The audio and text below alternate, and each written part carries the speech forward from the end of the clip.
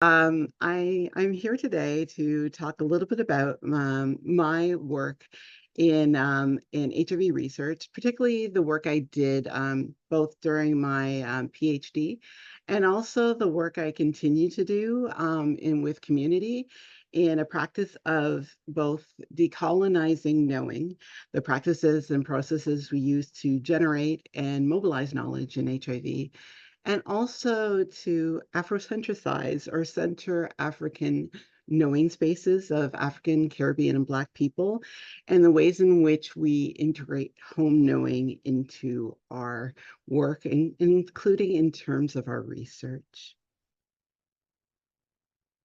So today I wanted to talk to you a little bit about how I engage in a decolonizing of research practice in a project that I call Because She Cares. Because She Cares was a knowledge generation and mobilizing project that explores the employment experiences of African, Caribbean, Black women living with HIV who worked in AIDS service and allied organizations, and how that becomes a particular form of caring and uncaring work from their perspective. But before I talk about the Because You Hear project, I also want to explain how this research project became a process of examining my own practice of conducting research with and for African, Caribbean, and Black women. And during that kind of process, both in my PhD and after, I started kind of contemplating, is the research approaches I'm taking really caring for the populations I work with? And am I sharing and mobilizing knowledge that's centered on their point of view and the ways in which they see their social world?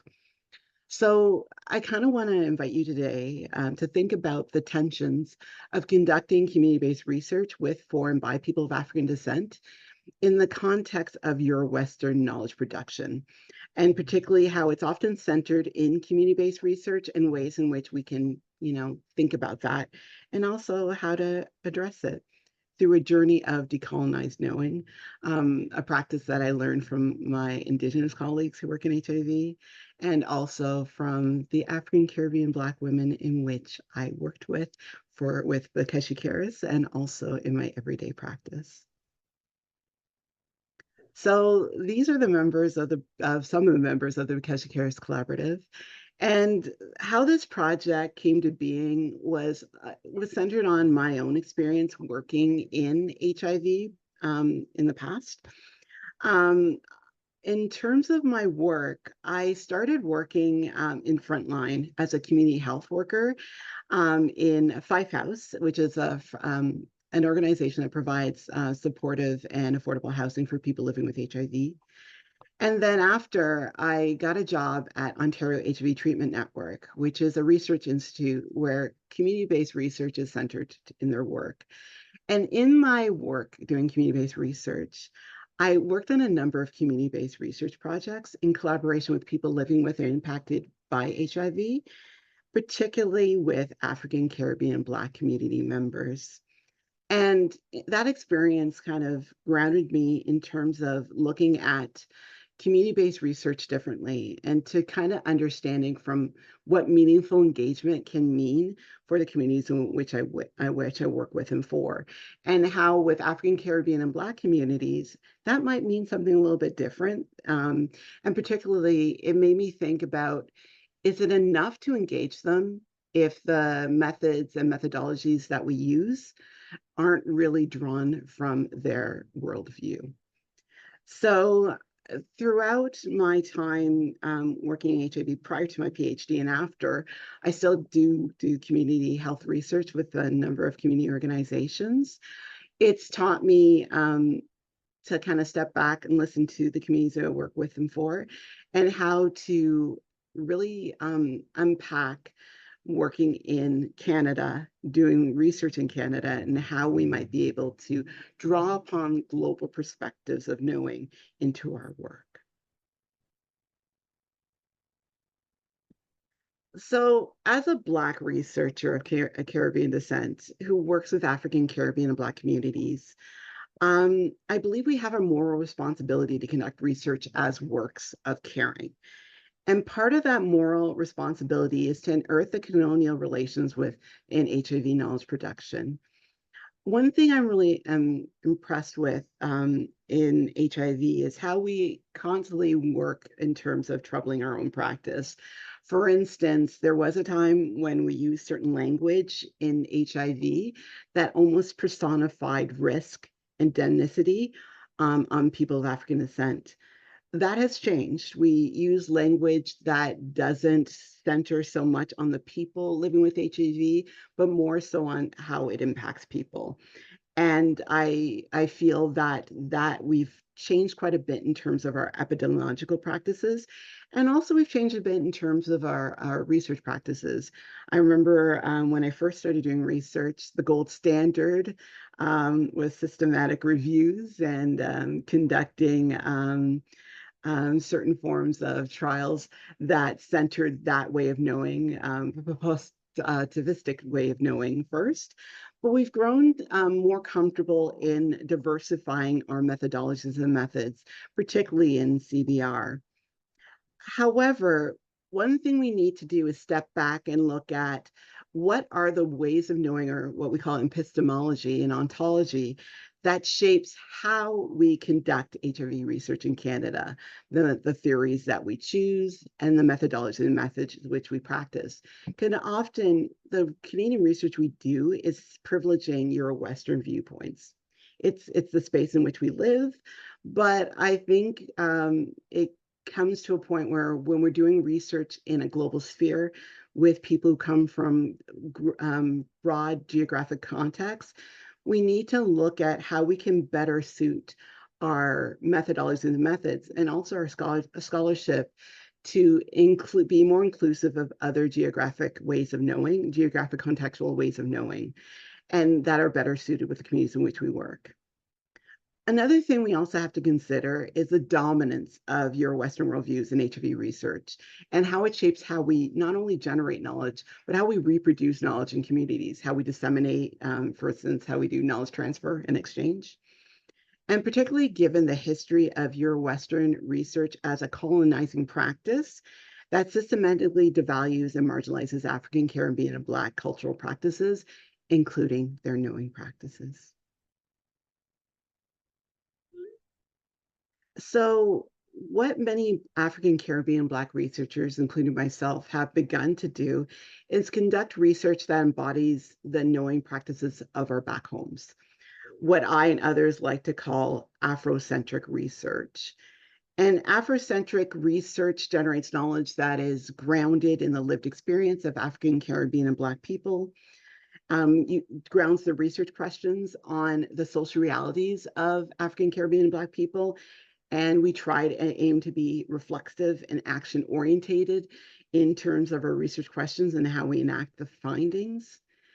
And Afrocentric research often uses participatory knowing practices that engage communities of African descent in the knowledge generation and mobilization practices.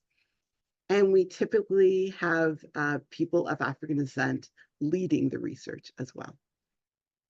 Afrocentric research also uses methods that are grounded in the knowing practices of people of African descent, such as knowing practices that are grounded from our cultural institutions, such as family, community, homes, and spiritual and faith centers, but also uses practices of knowledge generation that align with how we share and transmit knowledge in our communities, such as storytelling methods, theater, and oratory. And Afrocentric research also incorporates theories that draw upon worldviews of the people for which research is with and for, something that George Seffa terms as a trialectic space of knowledge generation for people of African descent, where the ways in which we know move beyond the rational mind, but encompasses body, soul, and spirit, and that generates knowledge that aspires also towards a future as it interfaces with history and its legacies. And that our knowledge should not just sit on a shelf, but must do something, change minds, trouble stereotypes, better our communities. Afrocentric research is also critical, relational, and reflective, and mindfully aware of research as a colonizing practice, but also research as a decolonizing praxis. So all this thinking that came in terms of troubling my own process of doing research as a colonial practice and trying to decolonize it, that fed into my PhD, and also in terms of the topic that I chose and how I decided to do it. So Because She Cares it started out as a qualitative research study that I did during my PhD, and because of the certain expectations of my PhD, it started out what I call participative, meaning I engaged community members in a way that could ensure that the research topic itself was grounded in knowledge that they wanted to hear and know about. But as I started doing the project, I realized I had to do more than that.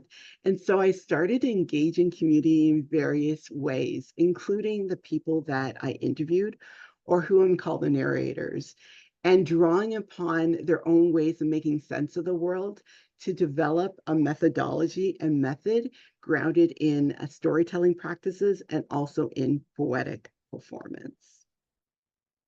Now, Because She Cares, it's the questions that I asked were centered on trying to understand the ways in which African Caribbean and Black women make sense of their work in aid service organizations as caring or uncaring work.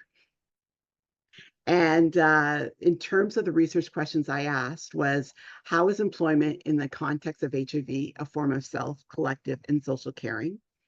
How is employment as care work shaped by social relations such as HIV, gender, ability, ethnicity, racial, national, and other social contexts within local and across transnational contexts?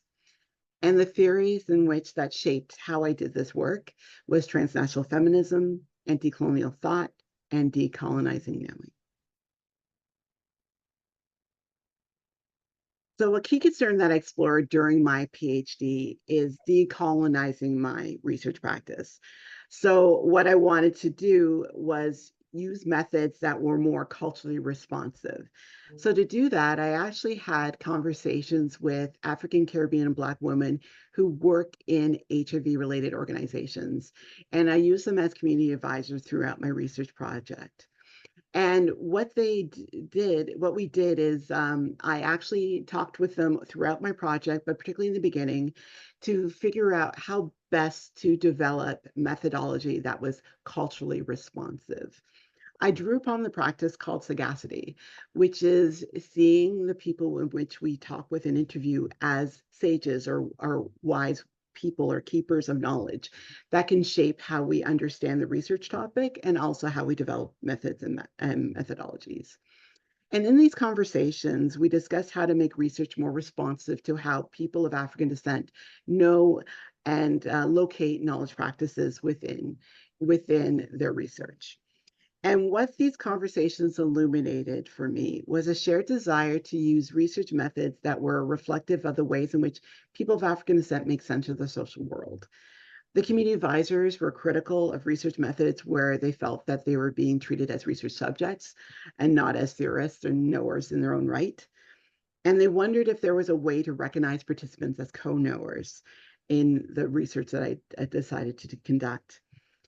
And they desired more sharing of research within community spaces. And even though this was a PhD, they felt I should also defend myself in front of community as well. And to use practices that were accessible and understandable to community, considering language, location, and audience in how I disseminate research. They also recommended using local knowing practices, or what I call back home knowing. Their recommendations demonstrated a preference for arts-based, performative, and narrative knowing practices. And they also recommended practices that were traditional to their local culture, but adapted for contemporary contexts, such as using audio-video mediums for storytelling, turning oratory into spoken word, or digitally representing stories. So it was in these conversations that I started looking at how I could look at the methodology which I originally chose for my dissertation, which was oral history, into a more performance storytelling approach. So taking the sage wisdom of the community advocates I spoke with, I developed an Afrocentric approach to performance and poetic narrative inquiry. After reviewing the qualitative literature on these narrative methodologies, and also I had an opportunity to actually go to South Africa for a conference and to talk with researchers there who also gave me authors to read in the African context who could also help me as well. And I started exploring that literature, as well as the literature of transnational feminist thinkers who are also drawn to narrative methods in a way that Gloria Andazola calls theories of the flesh, or methods grounded in women's own sense making of their world. And this Afrocentric approach recognized the oral storytelling performance in African and African descendant cultures is a specialized knowledge and also a form of theorization or making sense of the world. And to incorporate those methods within this research was a means of bearing witness to the participants' sense making of experience and centered their own knowing practices in the theorization of their experience. So I invited 10 women who identified from different countries in continental Africa to participate in the study as narrators. Their HIV-related employment varied from newly engaged since coming to Canada to long-standing engagement that preceded their migration. I gathered their work stories using unstructured dialogic storytelling methods, where I asked them one question, telling me about your experiences of work.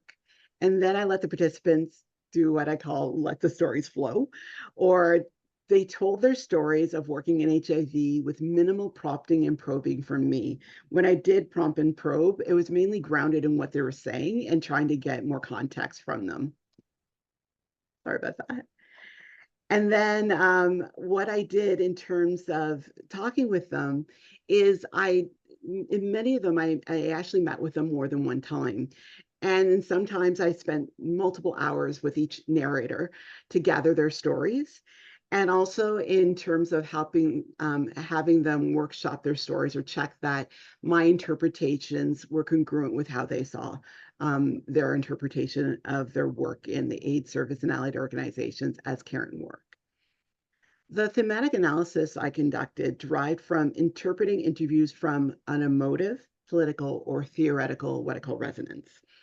Emotive resonance is where powerful emotions were aroused in the narrator or in me during the narrative sharing, witnessing, or interpreting. And political resonance is where the narrators declared calls for actions that related to their work in HIV. Theoretical resonance were passages that conceptualize HIV-related caring as caring work. And as I listened to the narrators, one thing that that kind of drew me in was how they said their stories poetically. And I felt that that poetic nature and how they told their stories would be better to be fashioned as poems. So I refashioned them as so with their permission.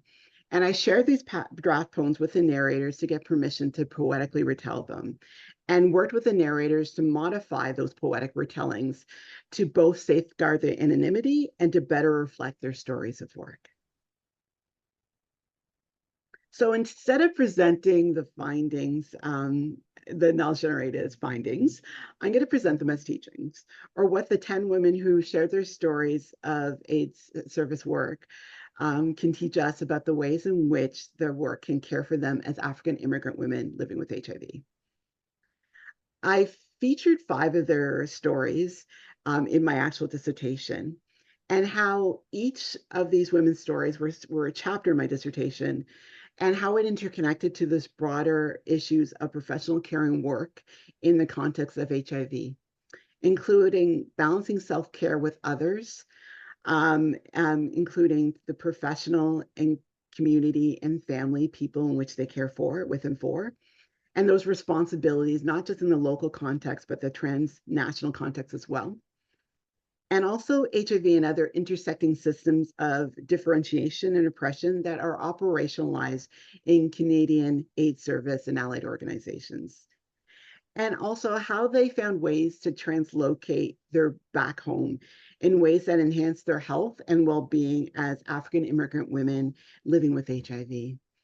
And as I worked with the narrators in focusing my analysis on stories they wished to have featured, for instance, Anna wanted her story to focus on professional work in Canada, though she had substantial HIV-related work experience in her homeland. So we negotiated a way to feature both, such that the focus was on how loud her her voice was back home, yet silenced in Canada. For Miriam, she decided a story that featured on her resilience and her resistance. So her story discussed how she found worth in AIDS service work despite the emotional labor of it. And though I interviewed 10 women, I chose to feature 5 of them because of the length of their stories. But what I tried to do is make sure that each poetic retelling could actually feature the 10 voices of the women, even though I centered on 5 of them in my thesis. And in total, I actually produced about 35 poetic retellings from all the 10 narrators that have been featured not only in my thesis, but beyond that, which I'll talk about a little bit soon. So what I learned from the narrators, I conveyed to others were 3 understandings of care work in that context of HIV employment. The multiple self, communal, and social modes of caring that emerge in HIV and in AIDS service work for these women, or what we call caring work, how care concerns impeded their well-being, including care burden, income insecurity, and intersecting systems of oppression, which are called uncaring work, and work strategies that translocated back home ways of caring and well-being within the work, which I call careful work. And sorry, I keep on moving it ahead. And what we can learn from the narrator's stories is basically how intersectional oppressions interface within AIDS service organizations, including sexism, anti-Black racism, Eurocentrism, anthropogenic denigration, and HIV-related stigma, among others. And also the tensions of being an employee in an AIDS service and allied organization while living with HIV, including the difficulties of maintaining confidentiality as a server worker who is also a community member, the experiences of tokenism as an ACB woman living with HIV who works in an AIDS service organization, and caregiving burden that can arise from caring for one's community, both within the AIDS service organization context and also in the community context. And the women also teach us how they drew upon informal and formal support to ameliorate their care burden, including support among their sisters, other African, Caribbean, and Black women who work in AIDS service and allied organizations. And how their ways of back home knowing can also teach us a knowledge of care that is integral to culturally responsive care. So these Afrocentric approaches to performance, I actually integrated not just in my thesis, but in also how we disseminated the knowledge or mobilized it throughout. So what happened is with the poetic retellings that basically were taking the thematic findings and translating them into a poetic fashion. We actually performed them to community-based organizations, and we had a number of performances, including this one, August 18th, which actually happened right after my thesis. It was my way of defending it with community. Also, we were able to, with the narrator's permission, I created a poetry anthology, both in French and English, that was distributed to the women and also through some ACB community-based organizations. Also, what we tried to do is when we performed the poetic retellings as a spoken word play, that was organized around the themes of my thesis, we also had what we call kitchen table talks, where we spoke with the audience members after to get their understanding of how they made sense of working in AIDS service organizations as careful or uncareful work. And we found that doing it in this way mobilized some deep thought and reflection amongst people who work in AIDS service organizations. And also it also allowed a lot of the women who shared their knowledge to actually see themselves in the work. In some cases, they saw themselves in a poem that they didn't create, but they said was very much indicative of their experience of working in aid service organizations. So in 2020, we received funding from the Ontario HIV Treatment Network to develop an online performance educational intervention, basically taking what we learned in doing the poetic performance of the play and trying to mobilize it elsewhere. And as you know, 2020 was an interesting time. COVID happened. So we thought we'd do the play, but we couldn't because of COVID. So instead, we turned it into film. And the intervention that we did drew upon Afrocentric performance theory and also popular education theories, where the performance art is used as a vehicle to raise consciousness of audience members around personal issues of concern and its connection to broader structural issues. Like the play, we used the film to draw upon some of the themes that were found through the poetic retellings, but also it also gave us an opportunity to explore more through the audience about their making sense of care work within aid service organizations and how we might look at changing it. And what I would like to say is, even though I started out with my PhD as it being a participative approach, as the project developed from a PhD project to a post PhD as a community-based project, it went from being participated to community co-led. The methods were developed through my input of African, Caribbean, and Black immigrant women with HIV. And I continually worked with the narrators to revise the poems to ensure that it was congruent to their voice. And the working process of reviewing and revising the poetic retellings, the narrators and I developed this KTE plan, which we brought out through both the performance to community and also through the film.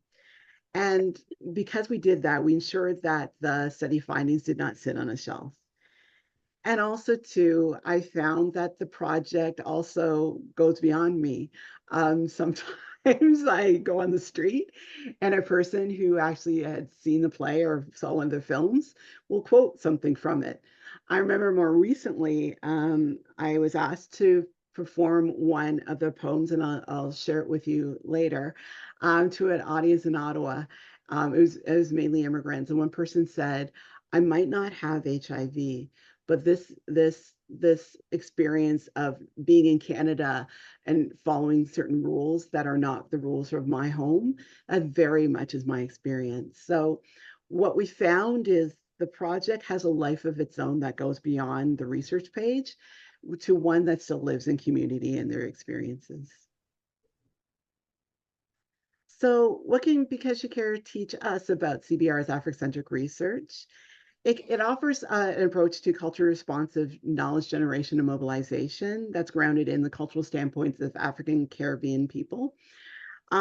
And this incorporation encourages us to look at ways of knowing that are often subalterned or buried in the academy, incorporate our own cultural responsive methodologies and methods that are into our work, and also exemplifies the importance of producing research that can have utility post the research project. In my case, have utility post my graduation from my PhD. And finding ways to engage community in the methodological design of a research project. And ensure that the original research questions that we ask are grounded in lived experiences of people in which we interview. So that is the end of this part. I'm going to stop sharing so that I can see you. But I would like to do a poetic checkout. The first one is going to be one of the poetic retellings that I derive from the stories of caring work from one of the narrators, whom I use a pseudonym as Miriam. Now, Miriam wanted to kind of speak about this discordance of working in aid service organizations back home in the African context versus working in community-based organizations in Canada.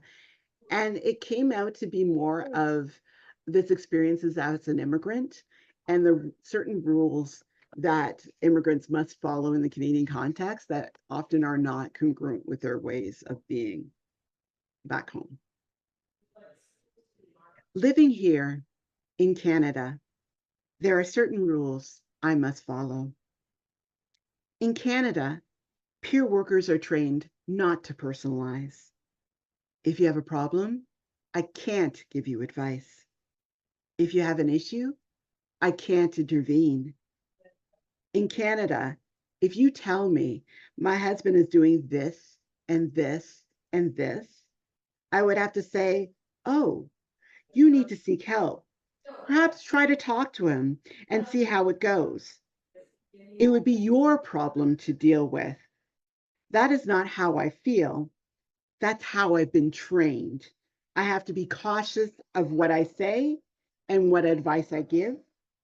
And I have to be careful about the reputation that I may get. Back home in Africa, where I was born, if I am your peer, I am your friend.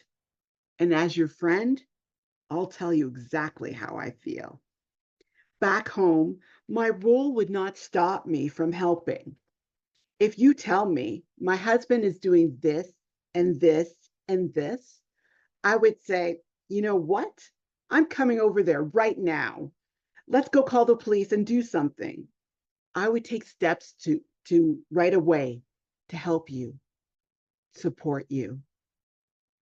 Even though I may have the same job back home, I'm free to be myself. In Canada, there are certain rules I must follow. In Canada, many of our clients live in poverty, dependent on social supports, but I can't help them. I'm not able to help them. In Canada, if you tell me, you know what, I don't have a meal, ODSP didn't give me the money, I would tell you, you know what, I'm on ODSP too. I can't help you.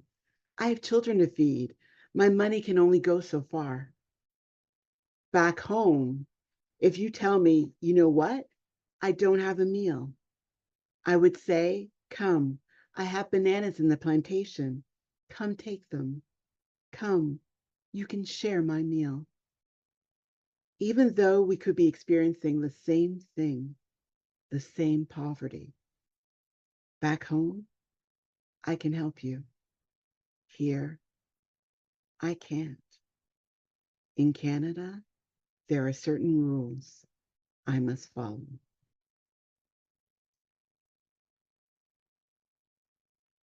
Okay, next we have a video. And this is one of the poetic retellings that me and 8 other women who work in aid service organizations retranslated into film. And what they wanted to do was talk about not only the silencing they experienced in working in aid service organizations in Canada and their silencing of their activism, but how that silencing is also kind of derived from being an immigrant in Canada and how there's certain ways in which people must be activists in HIV in Canada. I'll ask Amy if she can share the video. Yes, let me. We Yeah. all came to Canada, then silence. After 6 months of living in Canada, something happened. I think because of the change in environment, or I missed my family, kept to myself for 6 months. I didn't want to go anywhere. I didn't want to volunteer. I just wanted to cut myself off from the HIV field. Because like I said, when I came to Canada, it wasn't the same here. I wasn't the same here. advocacy is different back home. Back home, I was a vocal. I would go place and fight for change. As a person with HIV, I refuse to stay silent. If I notice a gap in services or didn't receive treatment, I will speak up. And there were others who mentored me, support me, who taught me how to advocate for myself. Be involved in a movement back home. I made me feel good. Good that I achieved something, that I was making a difference. When I came to Canada, I was no longer vocal. It wasn't just me alone. Other African women, they stopped speaking out as well. When you come here, you just stay silent. The advocacy, all that energy, where do we take that? At my aid service organization, I see many people from my homeland who used to do grassroots work alongside me. Sometimes we just sit and chat. Do you remember what we used to do? Do you remember the change we made? We all agree. We have changed. Once we came to Canada, we became silenced. Back home, we were activists, people with HIV. We advocate for each other. If one of us had a bad experiences in the hospital, we could get HIV medication, got sick, was stigmatized. We all put our head together to see how we can take care of each other, support each other, advocate for change. We would ensure that the maltreatment of one person could not happen in someone else. My problem were our problem, because if it could happen to one of us, it could happen to any of us. But in Canada, one woman's problems are her problems. If she has had a bad experience with a doctor, problems with social services, is sick, is stigmatized, she will not go to her HIV positive peers who are her clients. She will go to her support worker. It's their job to advocate for her. Will she advocate for herself? No. As a client, she will not. As African women with HIV, we cannot. And if we try to advocate for ourselves, we are made to feel powerless. I think as African women, we need to speak for ourselves. We need to do something. We need to be activists. Waiting for a support worker to speak on her behalf, that is not the African way. Because back home, if we wanted something, we didn't wait.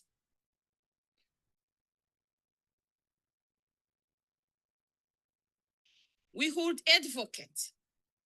We would work together as a collective, as a group. We took care of ourselves. Back home, we'd get together, make a placard, march to Parliament, show up on TV, call the media. We would shout, this is what we want as HIV people. This is what we want. In Canada, who march to parliament, show their face on TV, shout. Who wants to do that now? Why don't we do it now? Sometimes I talk to other Africans who talk about what we did not have back home, but can get in Canada. There's medication, healthcare, welfare. They look around and say, life in Canada is good. Other Africans look at what is offered in Canada, but not what we don't have here or what we lost in coming here. Life is good in Canada? Is it? Is it so good? There still is a lot worth fighting for, like housing, jobs, better healthcare. Life could be better. How can now we as Africans fight for our right within this country? Where do we go? Who do we go to? Who will listen? How do we start? I don't know. Do you? It is not just us who have been silenced. Our Caribbean sisters, silenced. Our other Black sisters, silenced. Our Latina sisters, silenced. Our Indigenous sisters, silenced. Our South Asian sisters, silenced. Our Asian sisters, silent. But if we put our voices together, We could be loud. We all came to Canada. Then silence. But I believe We still have our voices. we still have that fight within us. We still are activists. We will not be silenced.